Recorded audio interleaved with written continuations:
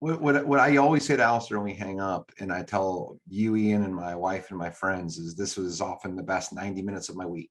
Thank you for sharing that with our audience. Thank you for sharing it with Ian and me. Wait. I'm cutting that bullshit off. You never say that to me. You're always like, I couldn't get off this phone fast enough. You're a prick. That's how you end all conversations with me. Maybe you tell Alistair conversation with you. But that is not what you are saying to me. No, correct. I say that to him. You have never heard those words. No, you're always like, I can't wait to get off. Don't call me again until next Wednesday. This is an incredibly difficult episode to name because it is a far-ranging conversation with a fascinating, exceptional person, Alastair Macdonald. Alastair is a business coach to Frank, one of several that Frank employs to keep him on the right path. He's a difficult guy to keep in line. Alastair is a ex-safari guide. He's an African expedition leader. He's a TEDx speaker. He has started and sold multiple 8-figure exit businesses. He's a one-time commodities trader. He's still an investor, an active investor, jiu-jitsu black belt. Just an absolutely fascinating person in a conversation where we talk about markets, we talk about history, we talk about investing, we talk about leadership, we talk about happiness and trying to find it and not chasing.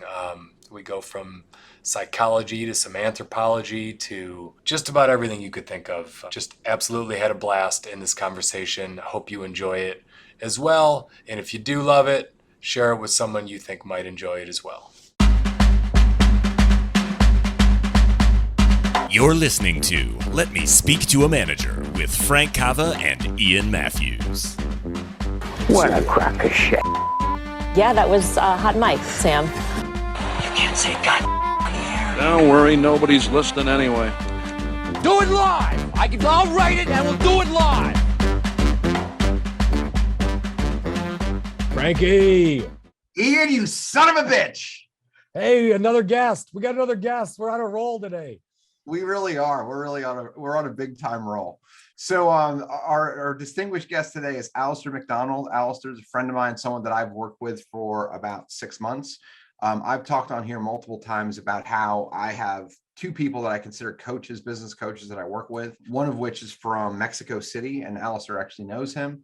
And Alastair hails from Africa. I'm going to let him tell you exactly where, because I basically can point to it on a map, but I can't tell you exactly where he comes from.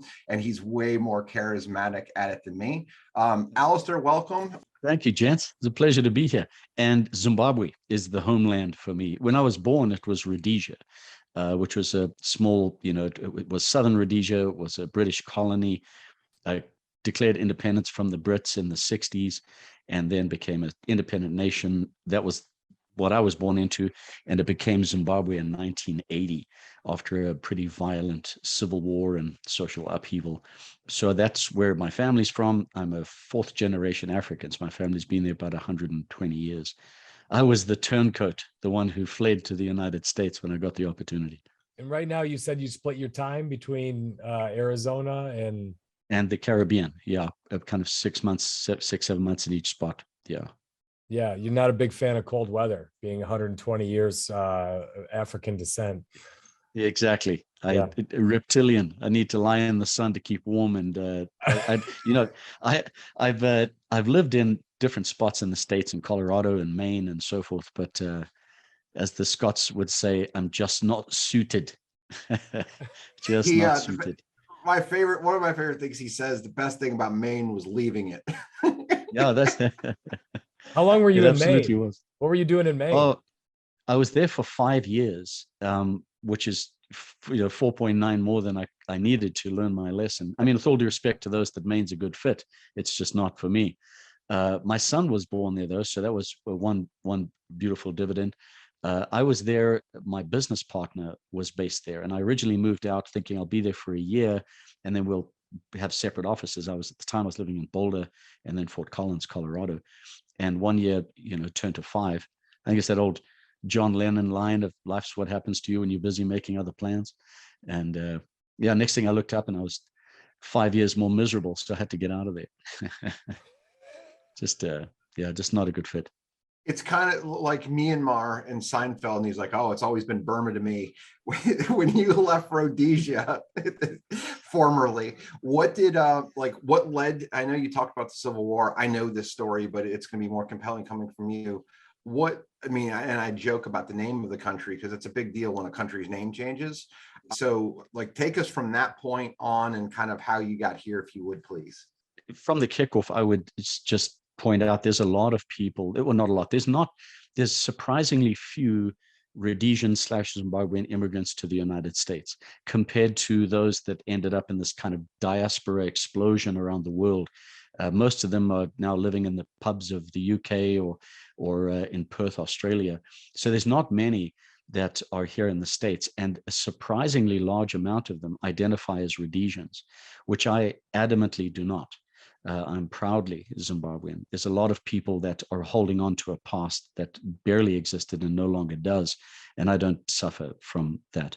And I think they do. The Zimbabwe that I was of the first generation of Zimbabweans to actually go to integrated schools and grow up with a Black majority ruled country. As I say, I was the first generation to go to mixed schools. And so my experience versus that of my parents it was just a different universe.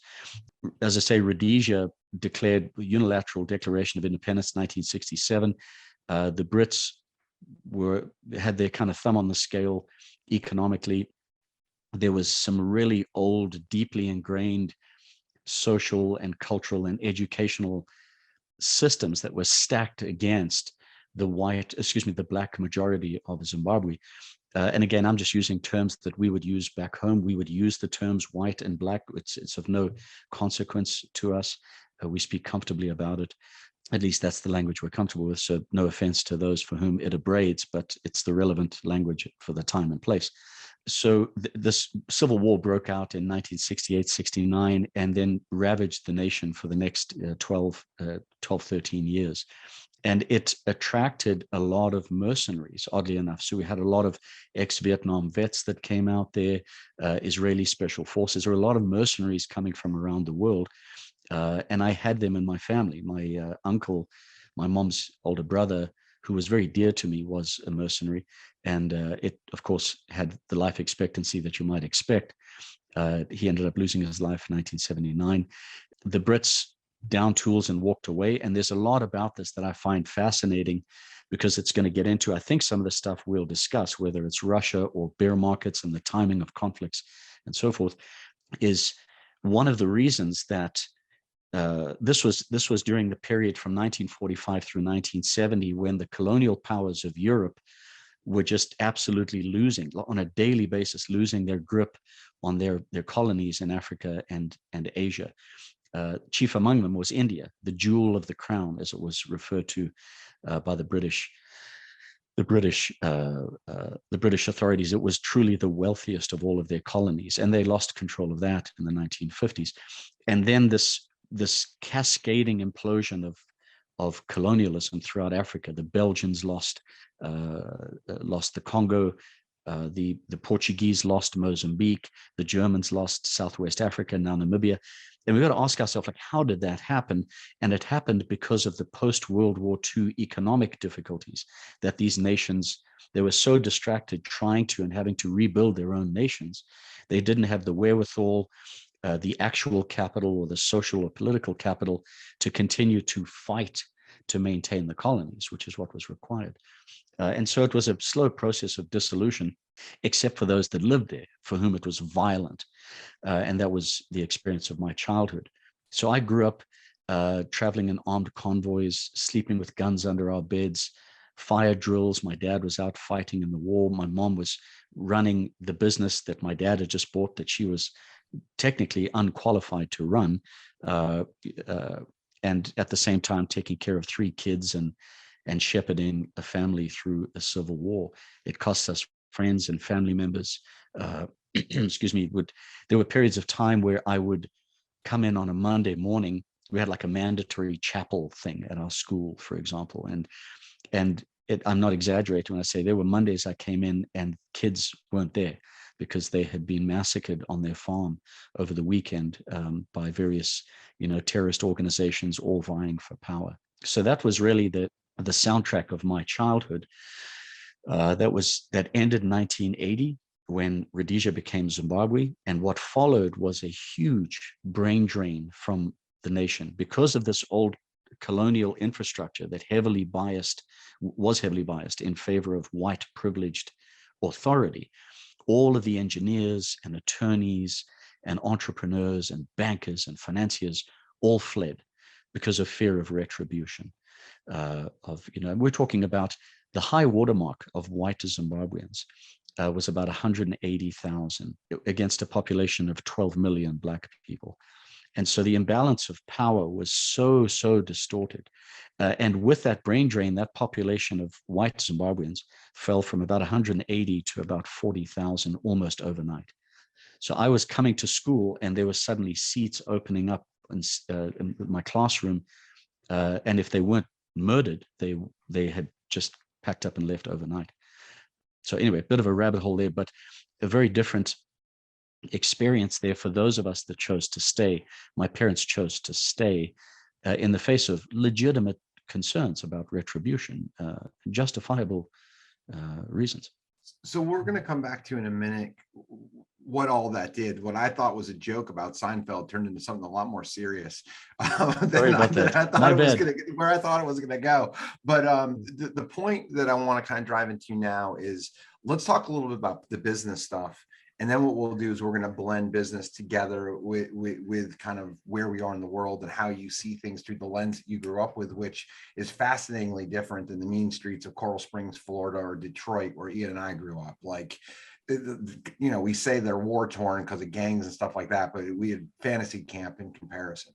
So just for real quick, Frank, because this is fascinating. Some of the parallels I'm learning a lot about. I didn't know much about Rhodesia there, but 1968 was a period in the United States of a big clash between whites, blacks. I'm from Michigan.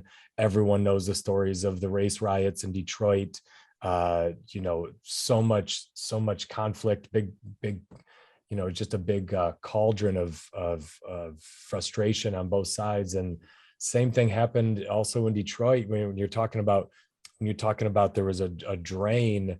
Everyone left the city. And when I say everyone, the whites left the city because there was so much fighting every day that they all went up to suburbs and left. And there was kind of a brain drain of business owners that had a lot of legitimate power in the city and just left. So it's just fascinating. As you told that story, I'm thinking, man, a lot of that is over the exact same time that was happening in a city that I grew up in. That was, Detroit City was a primarily black city always, but there were plenty of whites that coexist with them until 68. And then there was a long period of 10 years of people just leaving the city. So I found that a very interesting parallel without a lot of the murder and civil war, but, similar frictions. That's exactly right. And what we're describing is the waxing and waning of the motive force of societal change, which is social mood. Social mood drives everything. And this comes all the way back down to our individual appetites and fears and instincts and proclivities. Human emotions are very complex, but they're also finite. There's a finite range between ebullience and joy and terror or fear. And we just pretty much spend our lives moving back and forth individually amongst these. And it's reflected in the individual choices that we make, which catalyzes the herding instinct that allows and induces and gives permission to others to follow suit. This is what pop means. When we say something is pop music, we're talking about popular, as in the populace is now aligned toward this particular artist or this political policy or what have you. And while we know that if you're driving down the road and your Sirius satellite radio is programmed to what you were listening to yesterday, but you change the channel, what's that about? It's about an endogenously generated mood, which is manifesting in an exogenous action. So I turn on my car. When I got home last night, I was feeling mellow and so forth, and I left it on the jazz channel.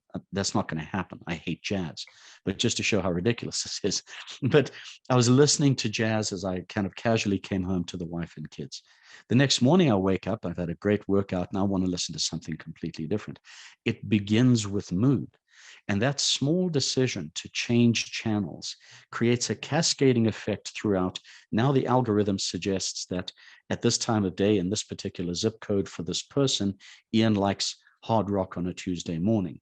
That now, we now know, creates data which pushes the algorithms to say, you might like this. And that is simply, we're all worried about the algorithm driving our lives. It is simply just the barometer of now we have the data and the barometer that shows the waxing and waning of collective social mood. So when you look at the 1960s, for example, the United States had emerged from World War II, the absolute bottom. Equities bottomed 6 days after the attack on Pearl Harbor. And we should speak more about this. But what happened there was a bottom was formed in US stocks that was never broken again. The greatest buying opportunity in the last, effectively, we could say the last century of equity prices. And what followed, of course, was this ongoing uptick in economic expansion. We move into the 1950s, everybody's starting to succeed, a chicken in every oven, or whatever the saying was. The nuclear family emerges. We get into the 60s. Suddenly, we start getting more comfortable, less conflict. We have 350 consultants in Vietnam in 1965, which was just an absolute heroically stupid decision to support the French. It had nothing to do with us fighting communism, but we get wound up about it. We're so optimistic, everything changes. We end up with the music, the movies, the things that we consume, the external channel that we're pointing to are reflections of what it is that we believe. Now, we go from the 1950s, the nuclear family, suddenly to dropping the fences on societal norms. Skirts get shorter. We get we would call them the boob tube or whatever it was called here in the States. We get more scantily clad clothing, brighter colors. The Beatles emerge. She Loves Me. Yeah, everything's great. California surfing. Our optimism accompanies a massive peak in stock and real estate prices in 1968. And Ian, what you're describing was the spark to very dry tinder in a subtext, subcategory of US society that was not enjoying the same benefits of the white privilege, that was experiencing abject discrimination and saying, you know what, the disparity is so large that now I've had enough. These were early flashpoints. But the bulk of American society was so indoctrinated that as things have been, great, so they shall continue to be, even better.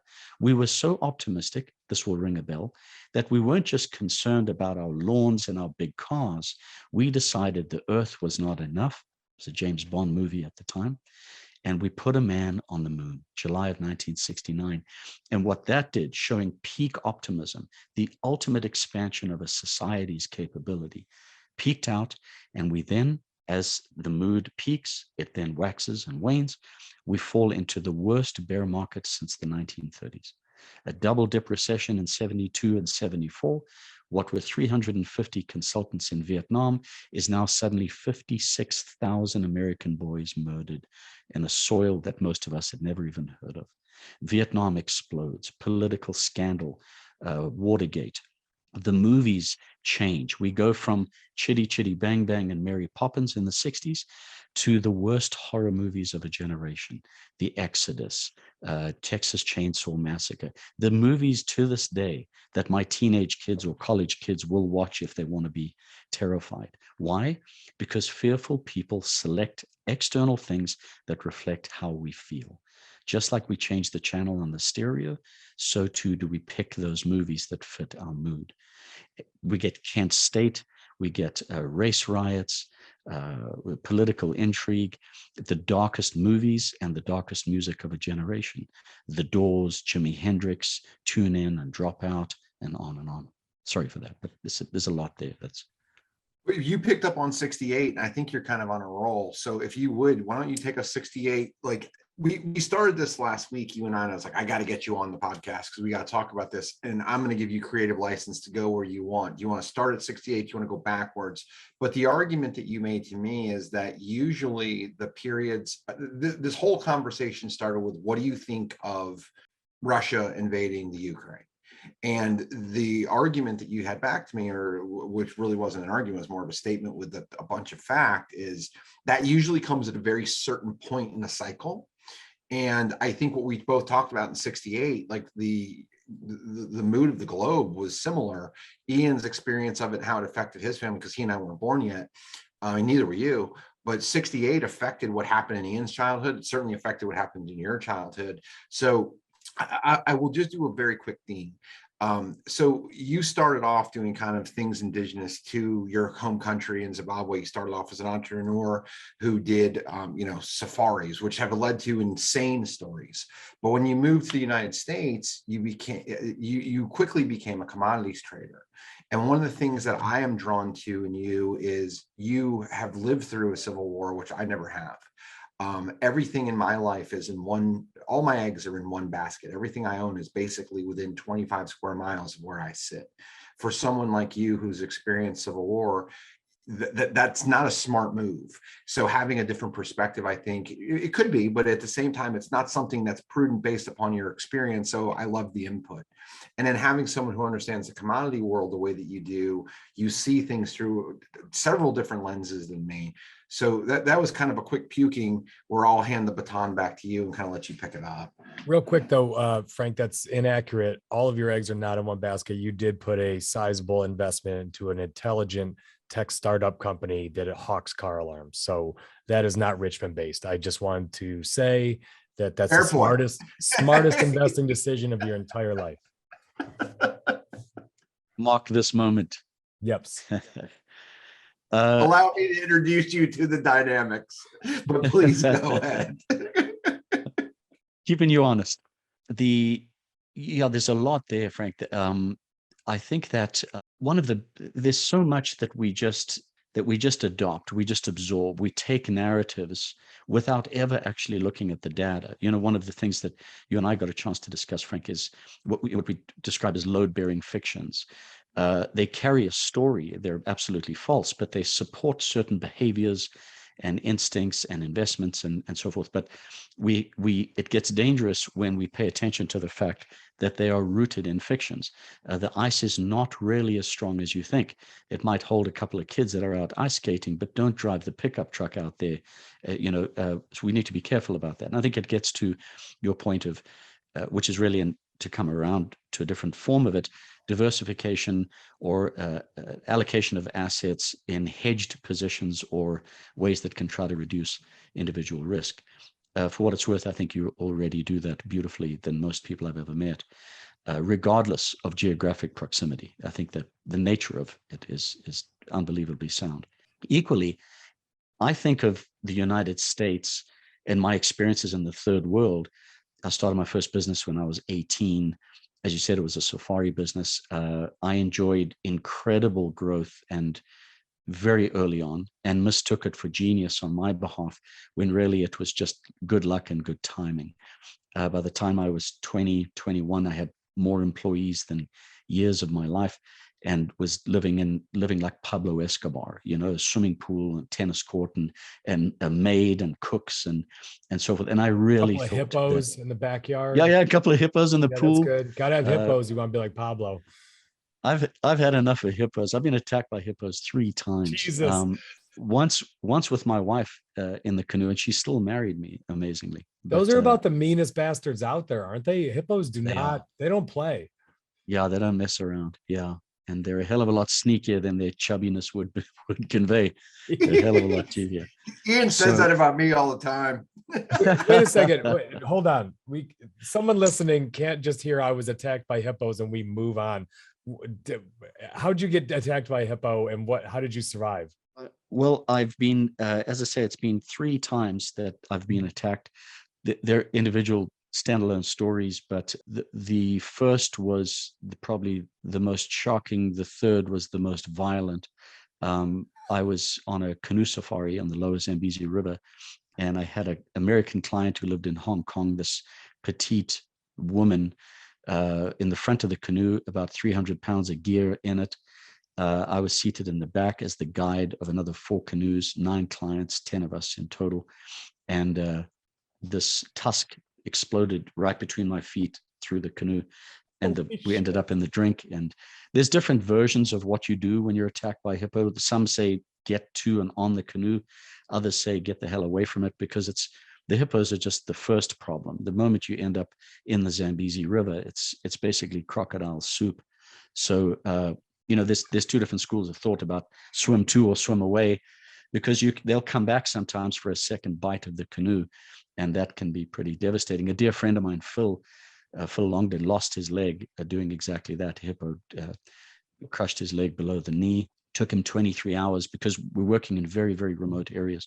Took him 23 hours to get to just a mud hut clinic, let alone a hospital, by which time gangrene had set into the marrow of his bone.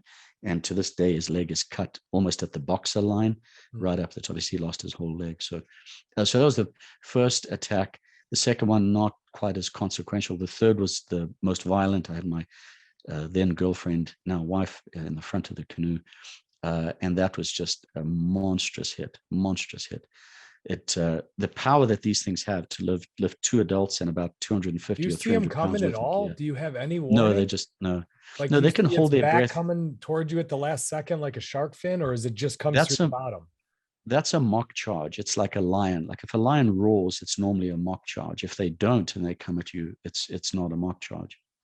Of course, you've got to take them all seriously. I always joke, it's only a mock charge until it's not. There's no, you don't say, oh, stand back, folks, this is a mock charge. A friend of mine, Quinn Swales, said that and lost his life 3 years ago to a male lion in front of 10 clients. They watched him get absolutely dismembered. But yeah, Quinn and I have been mates since we were kids. So we got off track. Anyway, there's a longer story there with myself and my wife in that canoe, but that one smashed a hole in the bottom of the canoe. And it was like a bad James Bond movie, because I climb on top of the canoe, which has now got the ballast of this net holding all our gear in, that's inverted. So you've got this vacuum. You can't flip the canoe from in the water, and all of the weight of our gear, cooler boxes, heavy stuff. And so climb back on top of this smooth, single keeled canoe, really difficult to try to pull her up. And she came up out of the water. It was so violent. If you've ever lifted a canoe at the back, you know that the nose goes into the water, and it went into the water and flipped immediately. And she was just inverted instantly. She didn't even know what had happened. She came out of the water, and just an unbelievable drill sergeant, potty mouth, vitriol spewing at me at what I had done. She had no idea. And I'm on top of the canoe, and I'm saying to her, get on the canoe. And she's looking up at me, and we're in this little Oxbow Lake kind of bend in the river. And I'm saying to her, get on the canoe. She's looking up at me, and what have you done? And why? She had no idea. She thought we'd hit a rock or a stump and turned over. And I quite literally am on all fours, and I look up at the bank, and like a bad 1965 James Bond movie, there's 2 crocs on the bank that slip straight into the water, which they do for safety anyway. They want to hide in the water. And she's looking up at me, and she sees me see it. And she starts, and she could see instantly. And there, the difficulty of getting on a canoe is wet and difficult and big. And she launched out of that thing like a phoenix out of the ashes, landed on it like she was ready to surf in Hawaii. Anyway, was that it with the hippo? The hippo didn't come back every time they just hit the canoe and swim away? Didn't come back. I felt it hit my legs when I went into the drink, but I think I just got caught on its back or something. Is it just curious, or is it angry at you? No, they're angry. They're angry, and it's territorial. And this particular area, there was a real density of hippos. I mean, pods of 200, 250 hippos in one pod. And the battle for dominance amongst the alpha males is very, very violent. They'll actually kill each other's young. They'll kill babies of their competitors in the same way that it's called fratricide. This reminds me of a story of the three college kids in Massachusetts that were just walking along minding their own business, and out of nowhere they were just blindsided and hit by hippo with a beard that was running, that didn't like them being in the road, knocked them all over the place. They survived, but it was a very stressful moment for them. Five. It was an Italian hippo that hit them. Five. When I was in Tanzania, and when I was there, we went on a safari for a couple of days, and we saw like a lake with I don't know how many hundreds of hippos, and you get this sense like, oh, I want to jump in and swim with them, because we've all got Disney and we think that these are these incredibly like docile animals, and those things, like you could just tell, like if you sat and watched them, they're mean, like they are mean. Yeah. And they're enormous. They're like the size of small VW bugs. Yeah, and they've got tusks, the size of your forearm. Yeah, I mean they're huge. But anyway, derail. Fascinating. Sorry. I love that you told that story. That's awesome. But back to 1968. Ian grasping at, he's like, so today, they just graze. And he told us about someone who got killed and someone else lost a leg. Besides that carnage, everything else was fine. Well, it gets to the point of experience in, say, Coral Springs versus the Ruwenzori Mountains of Africa. I think that I think of the first world as kind of the handle of the whip, but the third world is the tail. So the slightest move here, it's 10 miles an hour for us, it breaks the speed of sound over there. So the volatility, the economic and social volatility and political volatility that we live with in the third world is you can have an entire range of experiences within one election cycle, within 1 year, just inflation alone. By the time I left Zimbabwe, inflation was running at 18 million%. So if you give you an idea of how brutal that is, when I hear these prognosticators saying hyperinflation is coming to the United States, it's as if we're having a competition to put up your hand and show how unqualified your opinion is, and everybody's vying for first place. It's unbelievable. The 18 million% money was worth so little that when you ordered your dinner at a restaurant, you had to pay for it when you ordered it because it would cost more when it arrived. Holy shit. We had to pay employees twice a day, laborers, because what you paid them at lunchtime wouldn't buy them dinner that night. And on, all of these stories. I mean, the velocity of money had gone absolutely parabolic, as in how fast a dollar travels through the economic machine. So while everybody here is concerned, I'm concerned about inflation. I think the larger trend has turned up, but the hyperbole, which is largely just a front to sell products, normally gold and silver coins, or Bitcoin, or fill in your favorite thing that you have to shill in a pseudo crisis, is pay attention to the velocity of money. Look at the velocity of money, and it'll tell you what's going to happen to inflation. Yeah, I'm interested, Alastair. I'm interested. Here we are. 2 weeks ago, Russia invades Ukraine. We're still in the very infant moments of all of this. What do you think in the last 50 years is the best parallel to this moment? Well, specifically with Russia, or just thematically what's about going on in the world? You've got, we're kind of at a peak euphoria of investments, stock markets, real estate, everything is up.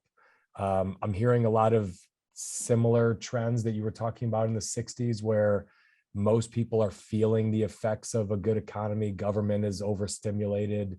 And now we've got this big moment where the whole world is on pins and needles, with a major military power invading another country.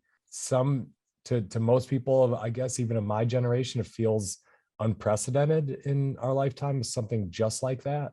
But I'm sure there's plenty of precedents that you could think of. Yeah, there really is.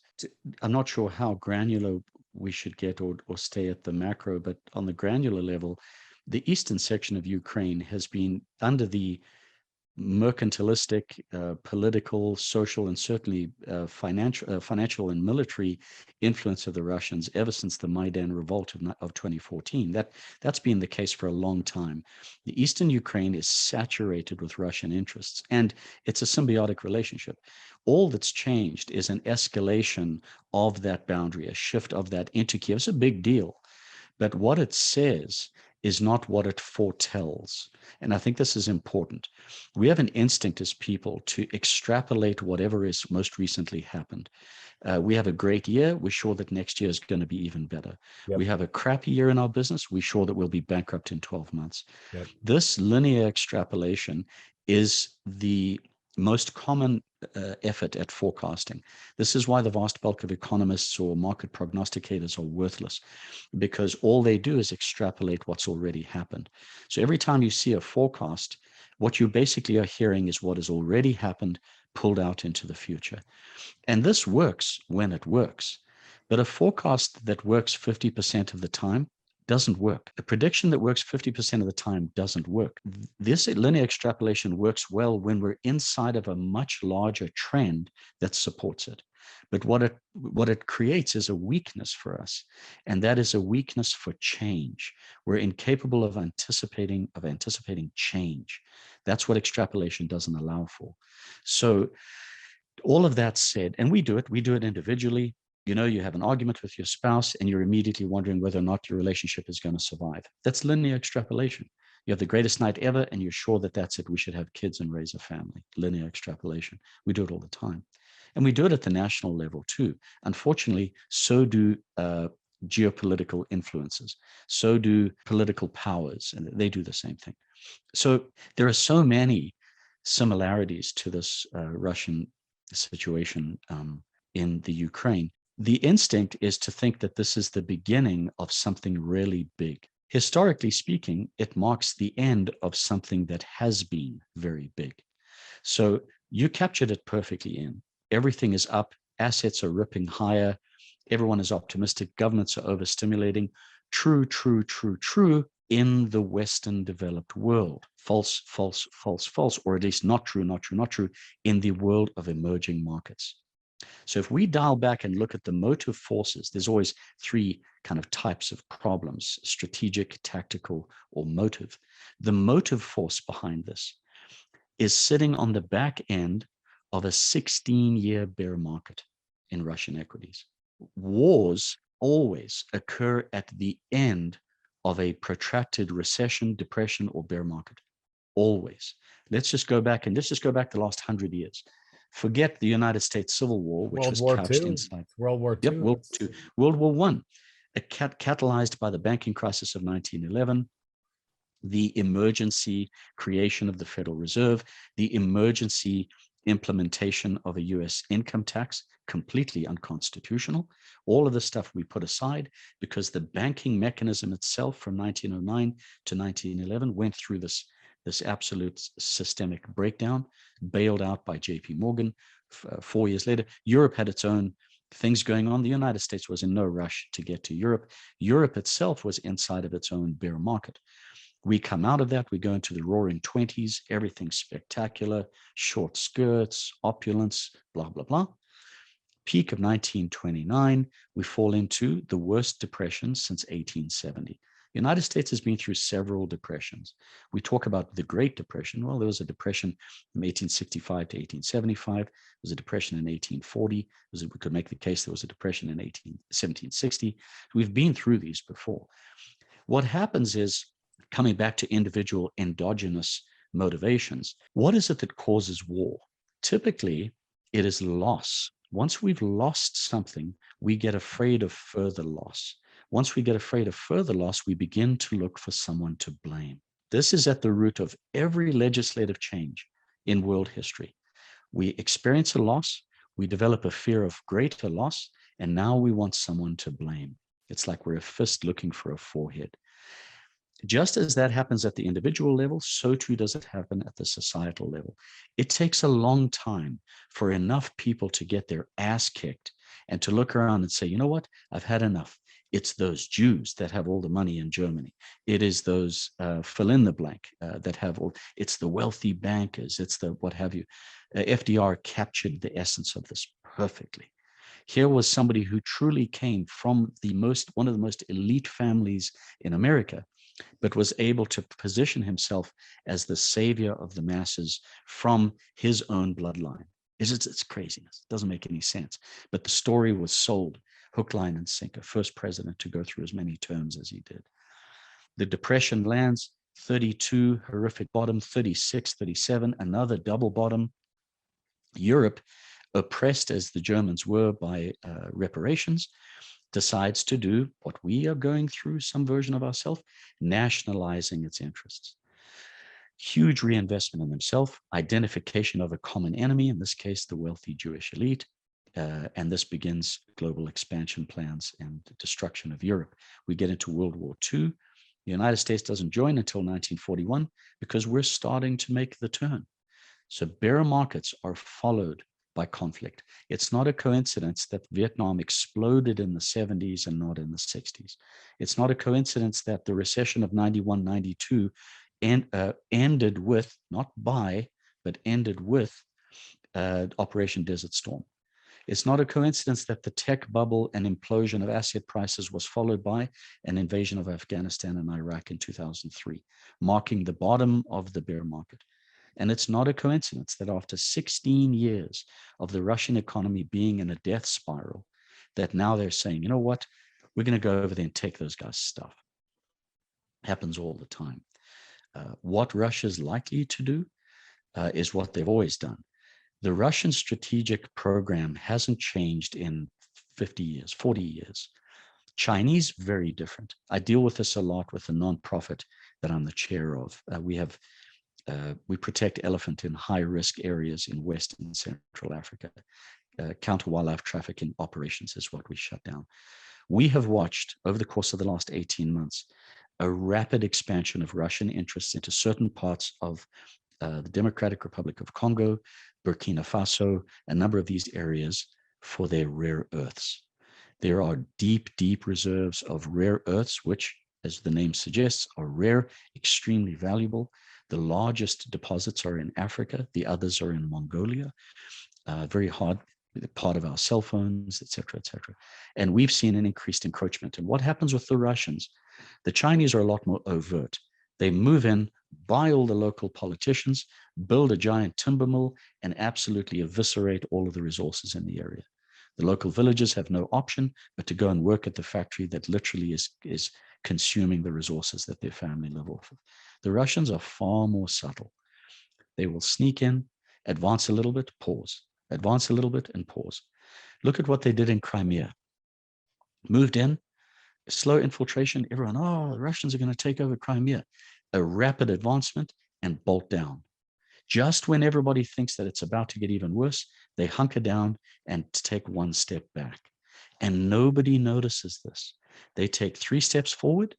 Their resistance is exactly predictable and embarrassingly predictable from NATO and the United States right now. They give back 1 step and de-escalate. They just camp down. And the West gets to say, ha ha. Everyone else celebrates and sees, look, yeah, they're winning. We've succeeded. Nobody's paying attention to the fact that they've advanced 2 major steps and given up 1. This is how Russia operates. And I think they'll do exactly the same here in the Ukraine. How long does this go? Well, the long game for Russia is definitely to take over Ukraine. But an all-out full-scale land war doesn't suit their interests. And the EU is not ready for it. And the United States lacks the political will. Ever since 2015, 2016, the United States abdicated its role as an international police force and moral authority. And we decided to put, quote, America first. And when we did that, power vacuums are opening up all over the world. And those that are wise enough to play the long game, which is usually the East, we haven't yet figured that out, will make huge progress over the long game before. While we're focused on 90-day quarterly numbers and DoorDash and 6-minute abs, you know, the stewards of Toyota have a 100-year business plan. Very, very different philosophies. You know, China's Belt and Road system, this is a multi-generational plan. And we're talking about maybe putting solar panels on the White House. I mean, for goodness sakes. Sorry, that's a little rabbit hole there. No, not a rabbit hole. So we're in this moment where Russia, there's no way this doesn't stay in the news flow for an extended period of time, though. I don't see a way that Russia, aside from Russia just bringing everyone back, it's going to stay in the news flow. So does this escalate into other countries taking advantage? When you say you've got other power, you know, right now you've got China flying jets over Taiwan. Is that next? Is there, when you're talking about extended periods of Venezuela's been in a depression for 2 decades now, that's got to be a cauldron ready to spark, right? It's got to be ready to go. So do you start seeing, is Russia just kind of the first flash point and we start seeing this all over the world? I think that a good friend of mine, he and I speak about this at length, and he's really sophisticated in this regard, but these patterns are so predictable that at a private event that I hosted in Puerto Rico in October, we spoke about, and both this friend of mine, Mark, and I were talking about the inevitability of an increase of North Korea firing missiles back into the Straits of Japan. And sure enough, that's happened just 3 or 4 weeks ago. This happens with every single down cycle in equities. So to come back to your original point, emerging markets have been grossly underperforming US equities now for many, many years. In the case of the BRIC nations, Brazil, Russia, India, and China, they peaked out back in 2008. That's a long bear market for them. Right when everyone was convinced that they were the future, they dropped like the brick that they are. So late cycle for emerging markets, what all of this suggests is we are projecting the opulence and expansion and growth and asset boom that we are experiencing onto the rest of the world, but it's just not true. Russian stocks are trading at 4 times their earnings. 4 times their earnings. The S&P is trading at 23 times earnings right now. Yeah, 21, 23 times. Problem with Russian stocks, though, is who can trust the earnings. That's where I don't trust anything about a Russian company. They tend to make up half the stuff. There's so much misinformation when it comes to Russian companies, Russian economy, Russian everything. There is, but there's real money being made by really powerful interests there. And I'm not by any means suggesting one should buy Russian equities, but I think that there is, there's so many ways to lose money. Why do it in Russia? Yes. But that being said, I think that this speaks to supportive opportunities in surrounding countries. So the entire emerging market sector, I think, made a powerful turn from bear market to bull market back on December 29th, just a couple of months ago, and I'm positioned accordingly. Within that, there are really, really beaten down sectors that everybody has given up on. And we can find them easily just by searching for the worst news in the world. Chinese real estate crisis, Chinese real estate financing crisis, Evergrande, largest potential bankruptcy in history, largest potential bailout in history. Chinese internet stocks. We're now convinced, whereas 6 years ago, we were convinced that Jack Ma, who's strangely disappeared, was going to eat Amazon's lunch. Now we're sure that pretty much Chinese internet companies are dead. I'm taking the other side of that trade. I think that we're at a tremendous opportunity. Platinum, same thing. Platinum miners, I think, have their time in the sun. I think the larger commodity cycle bottomed in April of 2020. This is something that Frank's had experience with, watching the costs of doing business. And I think that larger trend has turned up, which is going to benefit Latin American economies massively. Peru, Colombia has infrastructure issues, Brazil, Argentina, Mexico, all of which suggest that ancillary, Frank and I spoke about this a lot recently, the emergence, outside of its current grossly overbought real estate market, Miami has historically been the banking and commerce interface from Latin American economies.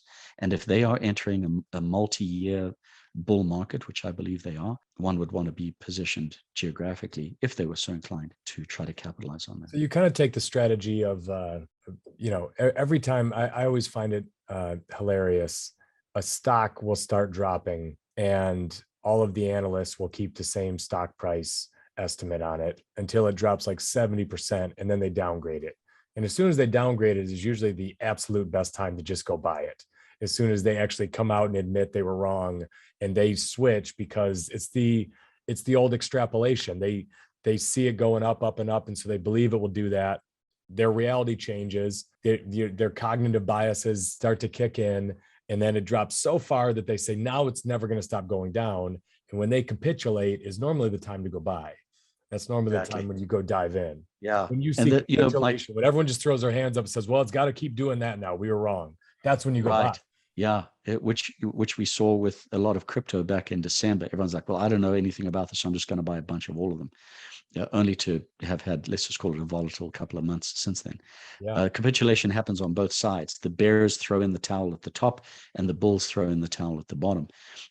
My favorite version of that is Lehman Brothers. You know, Lehman Brothers declared bankruptcy on, I think it was Sunday, September 15th, 2008. They declared it on a Sunday. Isn't it interesting that the board was meeting and decided to announce it on a Sunday? On Monday morning, so I want to say September 16th, every single major rating agencies downgraded Lehman Brothers to a sell. Little late. You guys should say, yeah, the next day after it had been announced that they were going into bankruptcy. I think about that. That's got to feel like, as an investor who follows these clowns, it's got to feel like you wake up in the emergency room in critical condition, and a cop comes running over to you and yells out, "Look out for the bus!"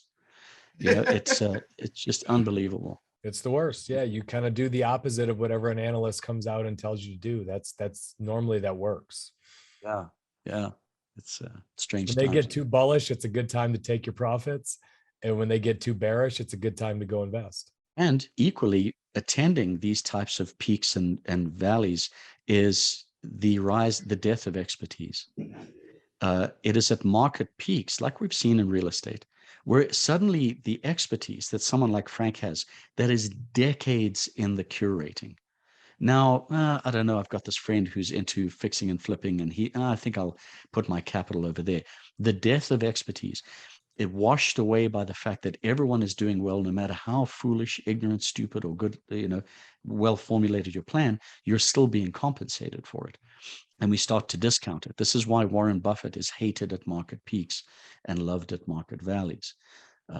It's a remarkable phenomenon. I mean, who among us don't know some Johnny-come-lately expert who now knows how to trade crypto or is getting into real estate? Or these are evidence of social saturation. The herding instinct reaches a point where there is no one left to buy. There's no one left to buy. Everyone is already all in. I've told both of you this story privately, but I was watching my son, my oldest, and we were on a playground and it was cold. It was late fall, early winter. So somewhere between, I would say, November and January. And I think it was based on the charts. I think it was earlier, but I told both of you guys, like, this is peak crypto. I'm standing on a playground hearing people talk about, like, we all know Bitcoin's going to 100,000. And like within minutes, it got eviscerated by like 40%. And then, like, Alastair and I had talked about this, Ian, like the Staples Center, which is a mega event center in Los Angeles, went from being the Staples Center to the crypto.com center. And they're the ones who had the Super Bowl ad that basically broke the internet, where all they did was, I wasn't one of the people to put my phone up to them. I'm like, I don't know what the hell this is. I'm not looking at that I'm not getting on that QR code, but that QR code was crypto.com. I believe, or it was associated with it in some way. Coinbase. It was Coinbase. Yeah. Okay. But the point is, like, they had a huge ad at the Super Bowl, and now we have crypto.com that bought the Staples Center. So like Alastair and I are texting back and forth, like, is this peak crypto? And it's like, but it's like all these things are confluences. What I would like to do in the last 30 minutes that we have left is kind of talk about how you use these experiences and challenge yourself to not necessarily buy into the status quo.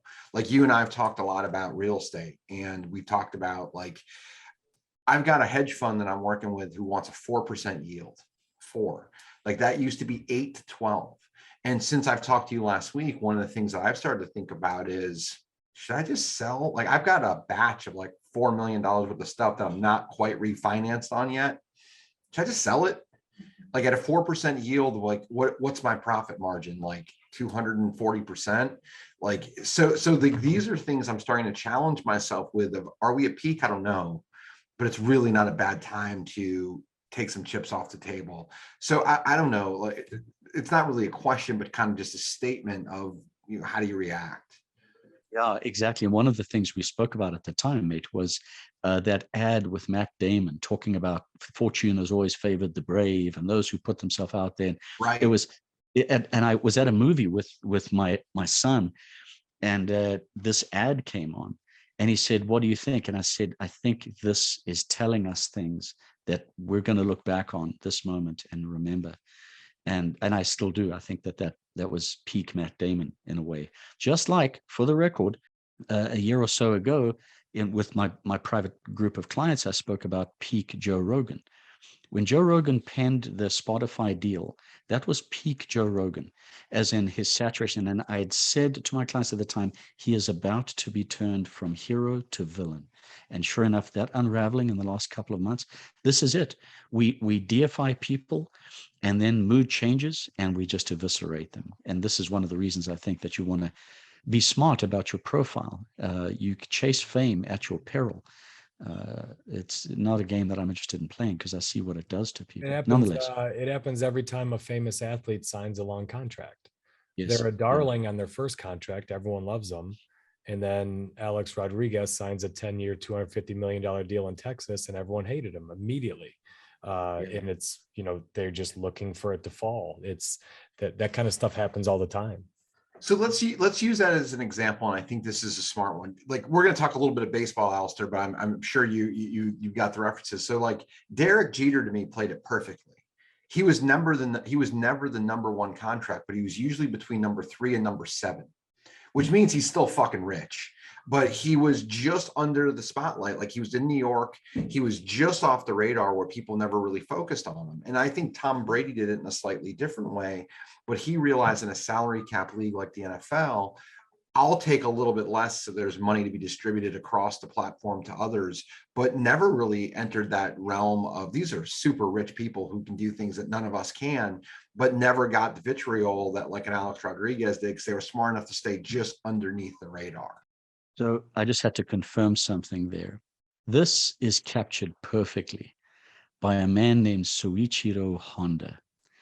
When Honda started his company, he was making small engines, motorcycles, generators, small pieces of engines that'll generate pieces of equipment and so forth. Eventually moved into small vehicles, then slightly bigger vehicles, timed it perfectly in the 70s during the oil crisis. Weird that happened during a bear market, OPEC, et cetera, et cetera. The popularity of his vehicles took off in the United States because we wanted economy instead of size. Vehicle sizes wax and wane according to oil prices, et cetera, et cetera. So when Honda realized that he was onto something, their stated backstage goal amongst the board of owners, advisors, directors, et cetera, was to always be number 2. They wanted to be number 2 in the space for, they don't care who's number 1.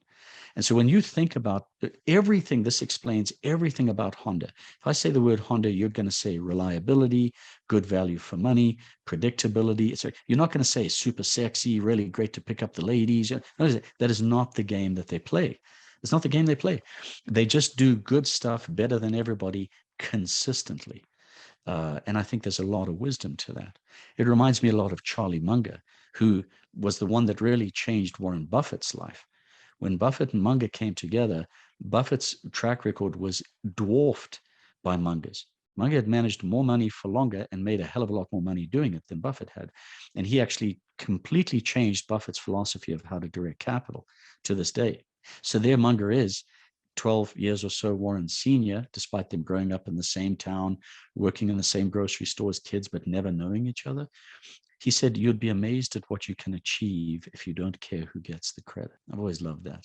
Always loved that. But just to your point, Frank.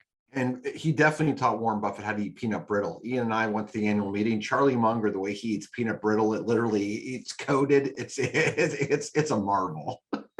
Coupled with his age, he looks like a tortoise eating cabbage slowly, He's amazing. He's absolutely amazing, dude. I love Charlie. He's everybody's favorite curmudgeon.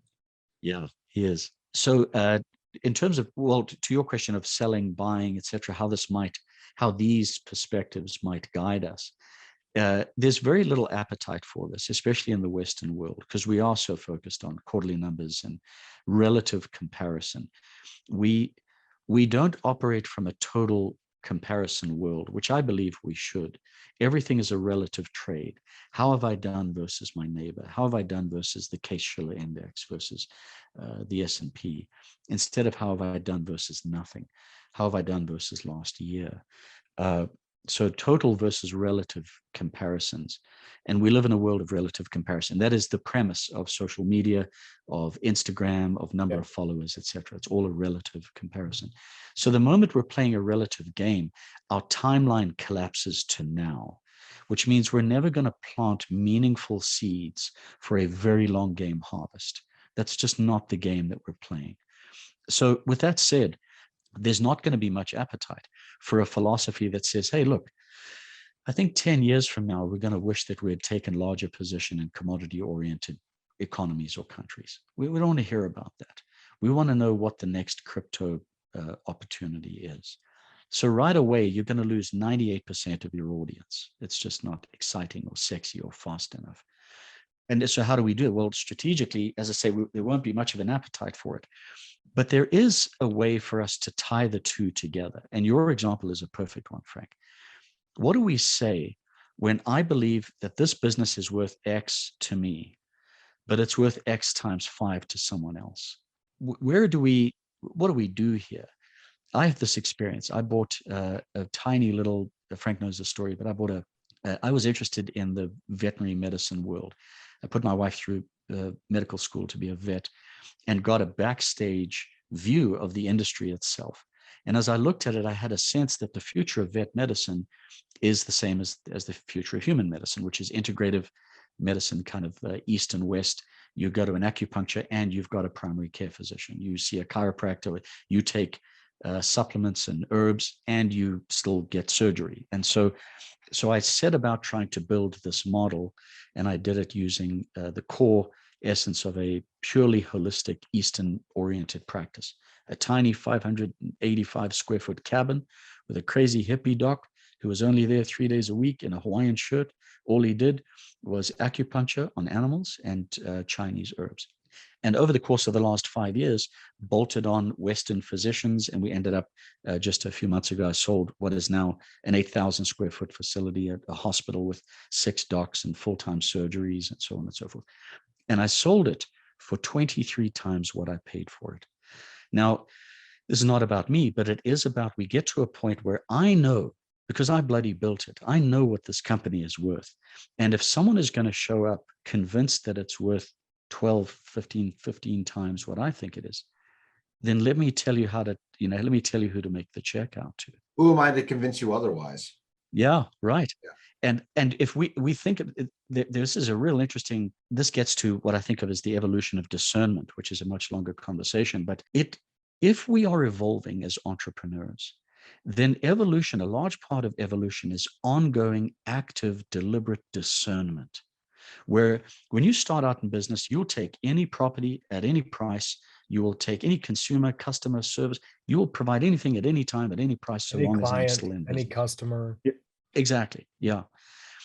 At what point do we get to that? We reach a point there where we say, not going to do those deals, not going to do business with them, not going to sell these products, et cetera, et cetera. But we're not aware of that. We don't consciously map it out and say, I can't wait till the day that I can fire that jackass client. We don't realize, but hopefully it should be coming. They should be fired and you should fire them, for example, because they are no longer representative of the frontier that your capabilities have now thrust you upon. I think that's critical. So what this has to do with Frank's point is part of our discernment is letting go of what got us to here. Letting go of what got us to here. So to use your example, got this 4 million worth of assets or debt to be refinanced or whatever it might be. Trusting ourselves is at the root of discernment. It is the absolute bedrock of discernment, is to trust our abilities to turn something, to create something from nothing, because we created something from nothing. And now we're in a situation where they're going to give us something way more than we think it's worth. And it's as if we forget to trust ourselves to take those assets and redeploy them to our new, higher performing, more discerned outcomes. I think that, as you're saying that, Frank and I, we often chop up about, should I buy more? Should I sell this? I just got this offer. And the question always comes to, what am I going to do with it? Do I have a better and higher use for the capital if I got it after taxes or whatever we do? That's what it always comes down to. So when you say discernment, the first thing that comes in my head is, do I have something better? Do I have a better opportunity because someone's willing to pay me more for it today than I had before? Okay, but do I still like the investment? Does it still pay me cash flow? Does it still give me the same value that it gave me when I bought it beforehand? Do I like that cash flow? Am I using it in a good way? If I were to sell it, would I find something that provided me something better than I'm getting today, even though it might be a higher price that I get than I thought? That's what I always come back to, is just what is better. And maybe it's buying emerging markets. Now that I've talked to you, maybe I need to just sell my car shops and go buy Russian oil entities. I wouldn't buy Russians, but I know what you mean. But if they're selling at 4 times earnings, here's my issue with places like Russia. What's to stop it from selling at 3 times earnings or 2 times earnings? Like, is there any floor to how shitty a Russian stock could be? I don't know. I don't know. There that is, answer. but there's a good proxy. Not to just to I've got a better proxy. Hong Kong equities are trading at 3 times book. Excuse me, they're trading at 3 times earnings. So if you've got a practice, you've got a business that's for sale for $1 million, you'd normally paid. They're basically buying it for just it's trading essentially at book value. So you could liquidate. It's just Hong Kong equities are a far more robust opportunity that are equally attractively priced for what it's worth. So we don't have to get involved with Russian oligarchs. But to come back to your point about what would I do with the money? At no point, I'm imagining, in your entrepreneurial journey, was that what you were focused on? At no point were you saying, well, what would I do with it? Ever. You were entirely focused on the opportunities that you either saw or you saw as your responsibility to create. And that hasn't changed. We get distracted by liquidity. And if we pay attention to what's going on underneath that, there is a sense of urgency, which is to say desperation, and obligation that this money must be deployed. It is exactly that sense that has people overpaying for Frank's assets. It is exactly that. We are no different than the person we're selling to if we're going to take it and turn around and run it and repeat exactly the overpricing errors that they've done. Nowhere in our history did we say, oh, I've got this money, I've got to get it to, but. So one of the things we joke about on this podcast is if we were a higher brow outfit, we'd have some kind of disclaimer saying that we're not a show for investing. But we're not, so we don't. So use this at your peril. We'll get sued in a couple of years. But the point I want to drive at is this. Caveat is, we're morons. Do not listen to anything we say. Please don't. Yes. But Alastair, you'll get the results you deserve. Yes. If you do. but one of the things that you said a second ago is about chasing deals, right? And we had an all hands on deck meeting yesterday with our sales team. And one of the things that now that I have 50 employees and we've got 20 plus people on the sales department, is I have to tell people to say no to things more than ever before. And I've got new people who work for us and they're like, well, where does the edge of our territory end? Because they don't have the skill set yet and they haven't sharpened their axes well enough to chop down trees where we do our business. So those are the periphery where they kind of go to first. And I was having this with a conversation with somebody who's, a very accomplished acquisitions manager. And he's like, well, but we're trading the commission. I'm like, yeah, we're going to trade the commission, which is $5,000-$6,000 for what's a $35,000 opportunity. I want you to find the no's. I'll give up the 6. And so, but like, that's what starts to happen as a business owner. When you get to a higher level, is you have to help other people say no. And sometimes you have to realize a profit. There's a combination of these things I think you have to be mindful of. And there needs to be a humility to your investing strategy or your profit taking strategy, because otherwise the tide eventually goes out. I love that. It's discernment, absolutely discernment. And man, is it hard to teach. It's typically learned. There's some things you got to learn, you can't be taught. And that's the time spent. I think where you learn that too, though, is from a leadership perspective. Frankie, you're not doing anyone any service who's new with you, or, you said this is normally the junior level person or the rookie. You're not doing them favors by giving them a couple of exceptions to get their momentum going, because, the sooner they know here's what we're good at, and we stick to it, period. And you say no to a few things, their mind quits racing in those things. They will quickly get focused on the key target areas where you want them to spend time. And you've just, you've got to put the limits in place of this is where we do business and this is why we do business there. Because I have enough data to say when I go outside of this business, I lose money. One of the things that we talked about yesterday, we have 80, it's right around 85 zip codes that we can work in. 85. We do more than 90% of our business in 13 of them. But it took me a very long time to understand that. And Alastair and I joked a couple of weeks ago, when I was in my 20s or even in my 30s, I would have heard of crypto, or I would have heard of Russia trading at 3 or 4 to 1, or Hong Kong trading at 3 to 1. And I would be like, I need to become an expert in Hong Kong. And I just can't do that. Like, I know now, I have the humility to realize I'm not going to become that guy. I just don't have the time. I don't have the interest. I don't have the skill. But where can we use those types of lessons inside of our area of expertise to teach us and train us and help us to not make those mistakes, see opportunities? Like those are the things that I think are a higher level of question versus I really should, lever up into Russian equities. Well, I think love that. Alastair said something really important on an absolute basis versus a relative basis. So I think part of the hysteria that happens in any market is a friend bought Bitcoin 6 years ago and they bought a kick-ass car, and their car is better than mine, and they're not as good as I am at business. They got lucky and they did it, and so I'm going to chase. Instead of just saying, wow, good for them, I'm focused on what I'm doing. Nothing has changed in my life. I'm still making money. I'm still successful. I still enjoy what I do. Their new car does not impact my happiness. And I think it's more of, to me, it's much less of an economic issue and more of a psychological issue. It's almost anthropology. It's not following a herd, not getting so excited about what my neighbor's doing. If you can force your mindset to say, good for them, I'm happy for them, and really believe it, I'm happy for them. That's my friend. They made a smart, great investment. I am truly happy for them. That's awesome. I hope they buy me a beer the next time we're out because they made a lot of money. And you can really just embrace it. I'm happy for a friend who had success.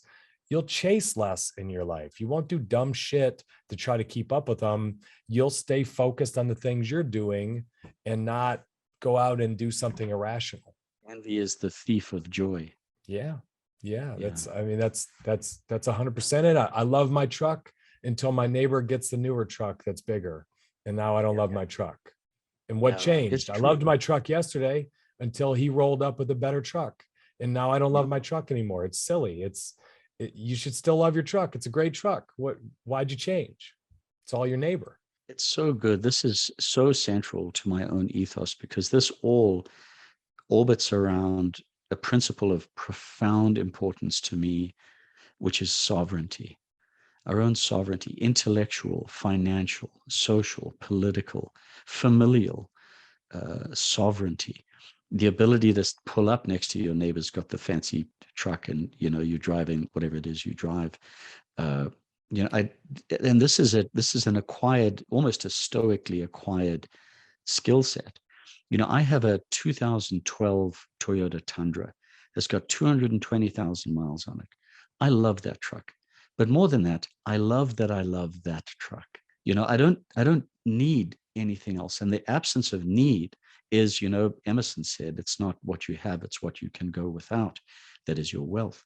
That is so comforting for me. And I've had a number of friends over the years kind of take me aside and say, yeah, are you doing okay? You're doing all right. For example, a few years ago, it was probably 5 or 6 years ago, there was the VW scandal about VW fixing their emissions and so forth. And what happened was all these VWs, nobody was buying them. The used market, they were suddenly just collapsing in price. So I went down to Phoenix and I bought a recently, a new, but within the last year or so, one of those little VW Rabbits. And I bought it for stupidly cheap money. And I drove it around. So I thought, this will be fun. I've got a feeling I'll be able to sell it for more than, or as much or more in a couple of years if I drive it around. So I had my truck, but then I had this little Rabbit. And I pulled up at a friend and client's house. And this guy is a very successful guy, beautiful home, dear friend. He's been a private client of mine for many years. And I pull up at his house, and he goes to open the front door in this beautiful mansion of his, and he looks over and he says, "What, is that your car?" I say, "Yeah." And he's such a good guy. He said to me, "Oh, yeah, I guess Tim Ferriss owned one of those." And I thought, what he was doing is giving me permission to go through hard times. But he had no idea it had nothing to do with hard times. He was giving me permission to be broke or to be desperate. And it just shows what a beautiful man he is. But it was actually a deep judgment that was couched in love and kindness and delivered. But if I can come back to Frank's point about how can we how do we pragmatically apply any of these beautiful, broad-ranging things we've discussed? At least they're beautiful to me. I think they're fascinating. These are all points of real interest for me. I coached rugby for many years and played rugby for many years. And my first principle is if you want to win, start by not losing. And that gets to what is it that we can do? Part of our whole predisposition to extrapolation, and I'm mindful of the time, is operating as if things will continue the way they always have. So as a business owner myself, and as somebody who might guide or suggest things to others and lead conversations with others, what is shifting, the changes that entrepreneurs, I believe, do need to make, that is sneaking up on them that they're not paying attention to, is two profound trends that ended in 2020, one in April and one in July. And that was the decline in commodity prices, which have been in somewhat of essentially a sideways to bear market since 1981. And the other is the end of lower interest rates, which ended in July of 2020. And I was speaking about it with clients in real time. I tell you, this is a 42-year cycle that I believe is coming to an end. And that bottom still remains in place since then. So what this means is for entrepreneurs, investors, business owners out there, to the extent that you are able to update your operating system such that you do not count on eternally cheap capital to make deals happen. There are businesses that are running with lines of credit right now that have adjustable rate interest. That is not a durable business model for this next multi-year cycle. Likewise, commodity prices, to the extent that we can factor in and hedge our exposure between purchase and sale, these are skills that should be acquired and I think curated. Here's the good news about this as a recommendation. You cannot harm yourself by doing this. No damage will be done. The only thing you might give up is an opportunity or two. But for those of us that are prepared and dynamic, opportunities present themselves all the time. That's not the problem. What I'll weigh in on is this. Number one, thank you for being here. I do greatly appreciate it. The other part of it is there's kind of a twofold, right? It was brought up about the truck, and do you have envy of others? If you have envy of others, they probably have envy of you. So where are you in that cycle, right? Like understanding those things and having a true relationship with it. And one of the things, we break each other's chops a lot, but one of the things Ian really taught me was being where you are in life and really enjoying the most of it. And I think if you understand that, like Ian as a single guy, loved being single, or not, I didn't know him before he was married, but didn't have kids. And like, he loved that life. Now he's a dad, he loves that life. And we talk about those things and you can see it and feel it. But I think the more that you're present inside of those functions in your life, it gives you an opportunity to realize these are the moments to capitalize on. And you're not forcing, you're taking what the market gives you. And the market is currently giving us these things that if you do look at them this way, like you have a very different perspective on it. But when the market gave us low interest rates, that was the time to do things. When the commodity prices are where they are now, it's going to cause inflation. So these are things, but if you're honest about where you are and you're not just, nostalgic, what happens is you get a real chance to kind of capitalize and take advantage. Or be honest and say, now's a great time to take some of my chips off the table. And I think it comes through it kind of comes through in everything we've discussed today. It really does. Yeah, well said. I think it's two things. I'd like Alastair to wrap us up today, but I think two things. One, I think a lot of people think in business just about choices of career or investment as predictors of success. I think it's also every bit as important where you choose to live. I think it's incredibly important what kind of opportunities are in the place that you live. And I think the people that you surround yourself by, the person you marry, if you choose to get married, I also think friends. I have less friends than I had in my 20s today, but the friends I have, when I have something successful happen, I genuinely feel like they are happy for me. They don't see it as they don't see it as a knock. It knocked them down the peg on some ladder we're trying to beat each other to. I could care less if Frank triples or quadruples my net worth. I'm happy every time he tells me about a deal that he does. Like, great, good for you. I'm on a little different track right now. I've got some other things going on, but I've got friends in Chicago that are doing incredibly, way better than me financially. And I'm truly happy for them. And I only really want to hang around with people that I genuinely feel like when I have a big win, they want to hear about it and they really are happy. They're not seeing that as relatively, I just went down. They see it as awesome. We're all going up. This is great. So I thought I would just say that because we've talked a lot about investments here, but success to me is every bit as important of choices of where you live, who you surround yourself with, and your mindset, the things you choose to care about. I agree with that more. Just personally, my own lived experience and my constantly recalibrated and reiterated philosophy is seems to me all of this, what is all of this about? It's all in the service of one thing, the one KPI, certainly the KPI for my life, which is joy. Joy is all that I seek. Yep. And I can afford to make that my KPI because there is no version of that is hedonic. There's no version of it that is selfish. I don't care about competition. I think competition is for children and novelty. I think that competition, if you are setting out to be number one, you've automatically subordinated yourself. I think that the premise of competition is that I will feel okay about myself, joy, if somebody else has less or comes second. And that's not how I operate at all. So I think it's useful when we're acquiring skills. When I was first learning jiu-jitsu, I wanted to compete to see to measure my progress, because otherwise I had nothing to compare it to. But we get to a point, certainly for me, joy. Everything I do is in the service of joy. The people I have the privilege of working with that I'm very deliberate about, as they should be, the friends, as you say, Ian, in my life, my daily habits, the quality of conversations I have in connection with my kids and loved ones, it is all just the best way to have joy is to create it for others. What a close, brother. You closed it better than Frankie or I could. What I always say to Alastair when we hang up, and I tell you, Ian, and my wife and my friends, is this was often the best 90 minutes of my week. Thank you for sharing that with our audience. Thank you for sharing it with Ian and me. Wait, I'm cutting that bullshit off. You never say that to me. You're always like, I couldn't get off this phone fast enough. You're a prick. That's how you end all conversations with me. Maybe you tell Alastair. Conversation with you. That is not what you are saying to me. No, correct. I say that to him. You have never heard those words. No, you're always like, I can't wait to get off. Nor don't call me again until next Wednesday. Nor will you. Thank you very much for coming on. This is awesome. I'd love to have you on another time. This is really cool.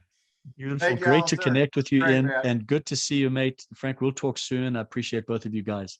Had a lot of fun, man. Thank you. Take care. Much appreciated. Cheers. Frankie, you son of a bitch.